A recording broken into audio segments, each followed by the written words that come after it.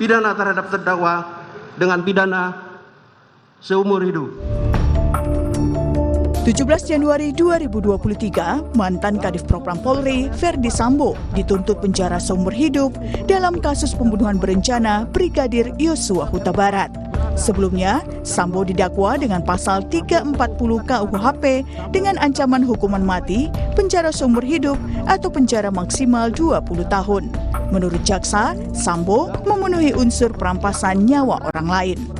Kesengajaan menghilangkan nyawa orang lain itu oleh Kitab Undang-Undang Hukum Pidana yang berlaku dewasa ini telah disebut pembunuhan. Dengan demikian, pengertian pembunuhan adalah suatu proses perampasan, peniadaan, atau penghilangan nyawa seseorang dilakukan oleh orang lain. Pengertian proses hal ini mencakup pengertian luas, yakni semua menyebabkan terjadi pembunuhan tersebut baik yang terlibat langsung maupun tidak langsung. Orang yang melakukan perbuatan tersebut secara tidak langsung sudah pasti dia merupakan pelaku pembunuhan. Tuntutan penjara seumur hidup bagi Ferdi Sambo diapresiasi oleh orang tua Yosua Huta Barat. Meski begitu, mereka menyayangkan sikap Sambo yang tidak menunjukkan penyesalan. Saat penuntut umum menuntut hukuman seumur hidup, kita sangat mengapresiasi oleh kinerja daripada jaksa penuntut umum. Resi oleh Sambo saya lihat tidak jauh beda dengan persidangan-persidangan yang sebelumnya. Dia tidak ada nampaknya rasa wajah penyesalan, dari sorot matanya, dari gerak-geriknya masih tetap seperti dari awal persidangan, tidak ada perubahan. Sementara itu, kuasa hukum Ferdi Sambo memastikan kliennya akan melawan sejumlah tuntutan jaksa dalam pledoi atau nota pembelaan yang akan dibacakan di persidangan. Sebagian besar tentu akan mengcounter apa yang disampaikan oleh jaksa penuntut umum, karena tadi di surat tuntutan ada jalan cerita yang disampaikan, termasuk pemenuhan unsur-unsur yang menurut kami ini berjauhan dengan fakta yang sebenarnya terungkap pada persidangan. Nanti kita ungkap lebih lengkap di dalam pembelaan kita ya, fakta-fakta apa yang terkait, kemudian bukti-bukti apa yang relevan untuk mengcounter apa yang disampaikan oleh jaksa penuntut umum. Dari sisi kami tentu sebagai penasihat hukum, juga dari sisi Pak Sambo.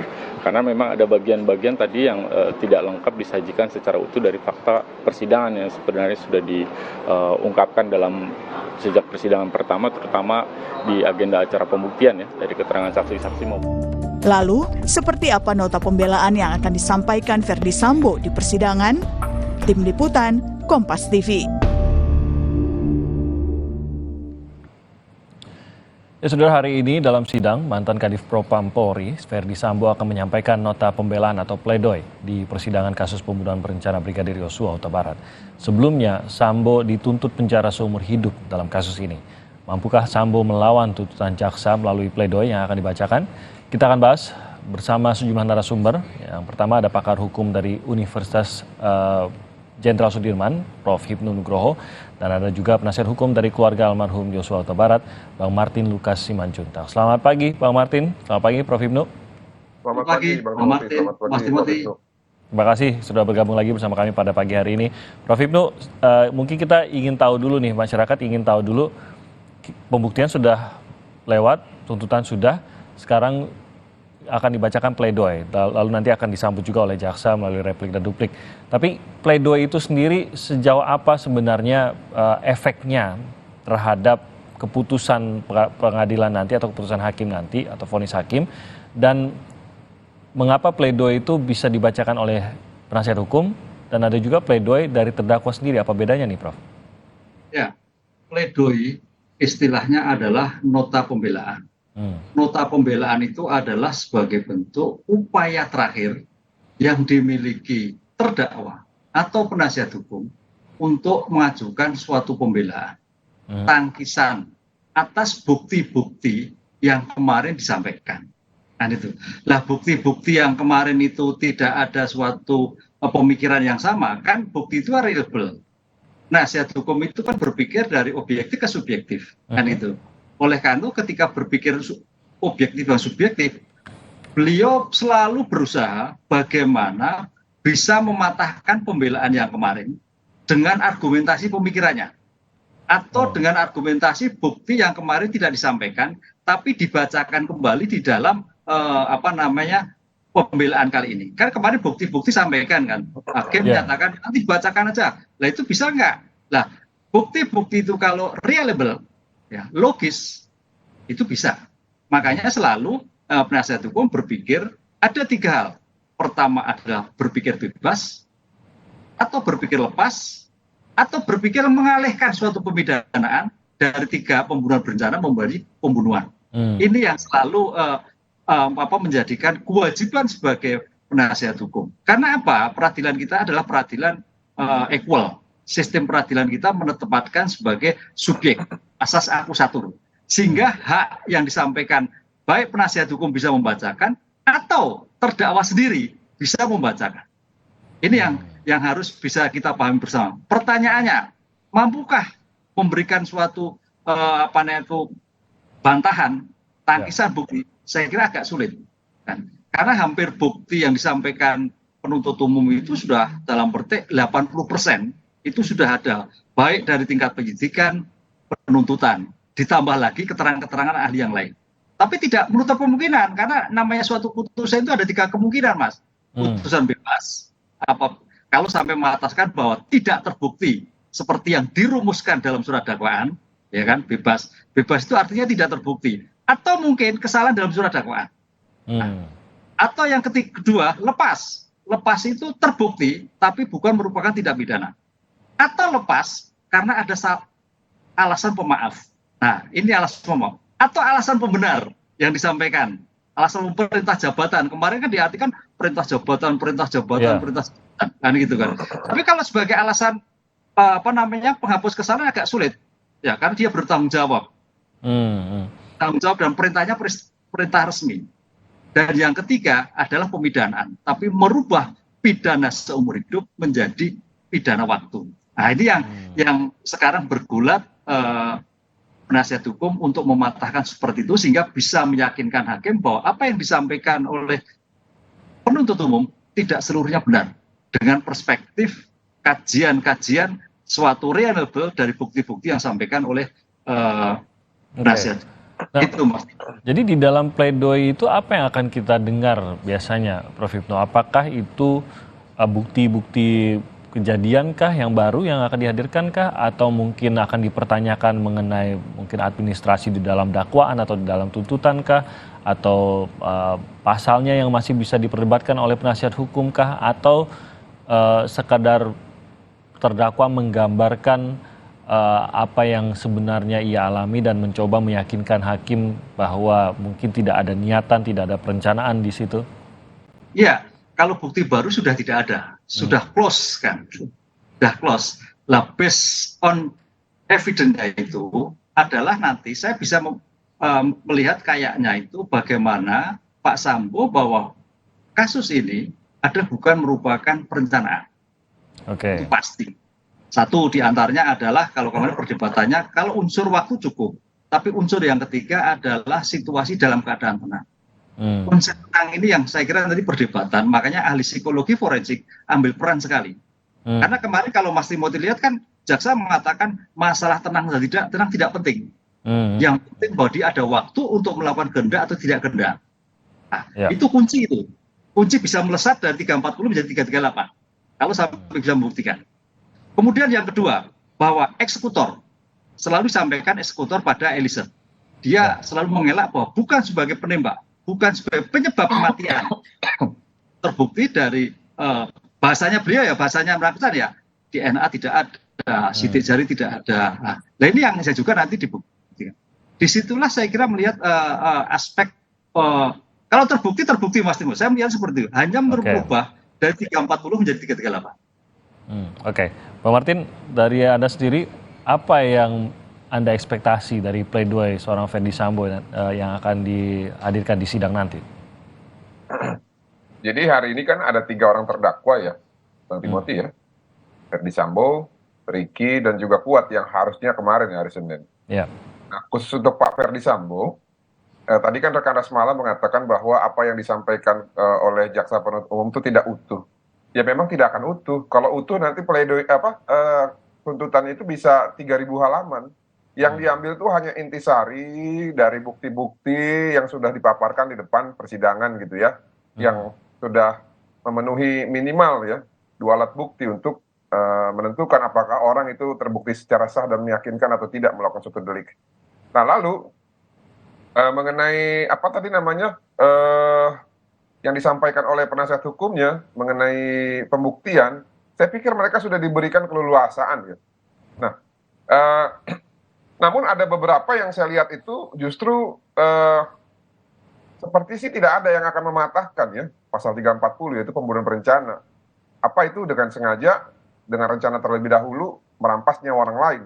Kalau kita berbicara delik ini, seluruh unsur tersebut itu sudah dipenuhi oleh Verdi Sambo. Apa itu dengan sengaja ya?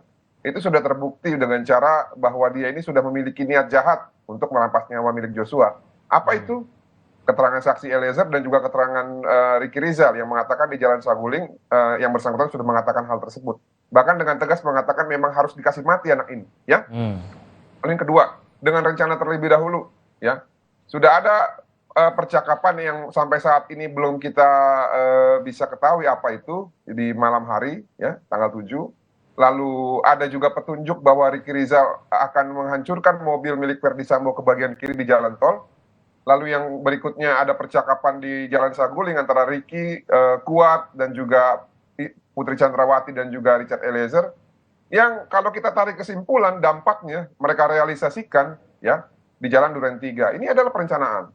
Lalu merampas nyawa milik orang lain, ya. Richard Eliezer itu memang eksekutor, ya. Namun ada namunnya nih. Memang benar dia menembak sebanyak 3 atau 4 kali, tapi pada saat pasca ditembak Joshua itu masih hidup, ya. Dan yang menghilangkan nyawa dengan menembak kepala itu Verdi Sambo. Jadi penggenapan unsur merampas nyawa milik orang lain itu tergenapi melalui tembakan terakhir yang dilakukan oleh Verdi Sambo yang dikonfirmasi melalui hasil otopsi dan juga hasil uji balistik dan juga keterangan saksi Richard. Makanya apabila para penasihat hukum Verdi Sambo mengatakan seluruh dakwaan jaksa hanya dibangun dengan satu keterangan saksi, menurut saya mereka kurang mencermati KUHP ya. Karena satu saksi pun asal berkesesuaian dengan alat bukti yang lain, jadi barang itu Bang Timothy. Oleh karena itu tetap gini ya, saya sudah bilang sama Rasmala kemarin, kita agak sedikit datar dulu lah ya. Karena kenapa? Saya mau memberikan kesempatan kepada mereka ya secara fair ya, karena ini kan berdasarkan hak asasi manusia. Mereka punya hak untuk membela diri mereka sebagai terdakwa, dan ini ancaman hukumannya juga bukan main-main seumur hidup ya. Oleh karena itu supaya ada keadilan buat mereka untuk membela dirinya, saya juga sepakat sama Prof. Ibnu, inilah mereka waktunya untuk mengajukan suatu pembelaan dalam bentuk kesimpulan dari seluruh ramuan-ramuan bukti yang sudah mereka hadirkan, baik yang dihadirkan oleh jaksa yang menguntungkan mereka atau tidak. Ya, kita beri mereka kesempatan. Saya akan komentari nanti pasca pledoi ini dibacakan atau tidak. Kita akan lihat apakah Verdi Sambo bertobat atau justru malah ya konsisten dengan caranya ya, yaitu tetap menuduh anak klien kita melakukan pemerkosaan sehingga menjadi alasan pembenar yang bersangkutan untuk menghabisi nyawa milik Joshua. Ya, tapi kalau boleh menebak, sudah sepanjang ini rasanya tidak mungkin ada sesuatu yang perubahan besar, Bang Martin. Tidakkah sudah terlanjur jauh, ya pasti akan diteruskan dengan apa informasi maupun cerita yang sudah selama ini disampaikan baik di BAP maupun di dalam pengadilan. Masih bisakah berharap ada perubahan sikap atau cerita dari seorang Verdi Sambo? Oh, rasanya tidak memungkinkan lagi begitu di tahapan ini. Gini, saya yakin Prof. Ibnu mencermati ya surat tuntutan dari jaksa penuntut umum. Di situ sebenarnya ada celah besar ya, ada celah besar kalau yang bersangkutan mau memanfaatkan itu ya. Saya terikat pada profesi nih masalahnya ya, Bang Timothy. Saya tidak mungkin menjelaskan secara detail apa yang bisa menguntungkan terhadap terdakwa. Namun kan karena ini terbuka untuk umum, semua orang juga sudah tahu, bahkan Dr. Reza Indragiri juga sudah menyampaikan hal tersebut. Ya, ini bukan rahasia umum, tapi saya tidak bisa menjelaskan secara spesifik. Kita lihat nanti apakah ini akan seperti umpan lambung dari ini ya, David Beckham, dan akan diterima oleh striker gitu sehingga gol, atau justru dimentahkan dan tetap bertahan seperti ini ya, timnas Italia gitu, pakai pertahanan Catenaccio. Oke. Nah, kalau dari Anda, Prof. Ibnu, apakah akan ada perubahan besar yang bisa ditimbulkan melalui proses pledoi maupun tanggapan atas pledoi itu nanti ke depannya sebelum vonis, atau sebenarnya ini sudah masuk ke tahapan di mana semua tinggal menegaskan saja cerita yang sudah mereka sampaikan di tahap pembuktian maupun sejak BAP kemarin? Ya, kalau menurut saya sudah jelas ya. Dalam teori pengungkapan suatu kasus pembuktian itu kan kalau kita lihat kan siapa penembaknya sudah jelas pelakunya. Siapa yang menembak tambahan sudah jelas pelakunya. Siapa korbannya sudah jelas pelakunya. Alat yang digunakan untuk menembak jelas tentunya. Waktu yang digunakan dari kasus ini. Cuma pertanyaannya nanti, makanya di sini ada suatu perdebatan konsep. Perdebatan konsep tentang unsur. Ini ya, teman. Satu, unsur tadi, keadaan kondisi emosional atau tidak. Karena kemarin, nanti paling penasihat hukum melihat bahwa hasil psikologi forensik siapa itu kemarin, bahwa dari suku tertentu Pak Sambo itu emosional. Itu loh, emosional. Karena kondisi emosional itu nanti akan digabungkan di dalam unsur yang ketiga itu bahwa penembakan itu dalam keadaan tenang. Itu saya kira yang masuknya di sana. Tapi kalau pembunuhannya, cuma sekarang bagaimana meringankan, melepaskan dari seumur hidup menjadi pidana waktu. Itu Mas Timothy. Bisa 20, bisa 15, atau terserah majelis lah tergantung pertimbangan itu. Jadi tidak bertahan itu. Tapi kalau nanti memang tadi sampaikan Bang Martin memang agak malah berbelit, tidak menjadikan chaos, memberikan suatu gambaran, bisa juga naik menjadi mati. Tapi masalahnya kalau mati agak sulit. Saya sampaikan bahwa pidana mati di Indonesia itu politik hukumnya lagi moratorium. Kita lihat nggak ada pidana mati eksekusi sekarang, nggak ada. Menunggu-nunggu sampai mati lah iya. Begitu Mas. Nanti ini soalnya menarik juga. Kemarin kita sempat bahas juga ya Bang Martin yang mengenai strategi hukum yang dipercaya diambil oleh peradilan sampai saat ini maupun apa yang mungkin bisa menguntungkan dirasa oleh Ferdi Sambo dan mungkin Putri Chandrawati, Kuat Ma'ruf maupun Ricky Rizal. Benarkah bahwa memang ada celah bagi hakim untuk memberi vonis yang lebih ringan? Nanti kita akan bahas lebih lanjut lagi usai jeda berikut ini. Tetap bersama kami di Sapa Indonesia Pagi.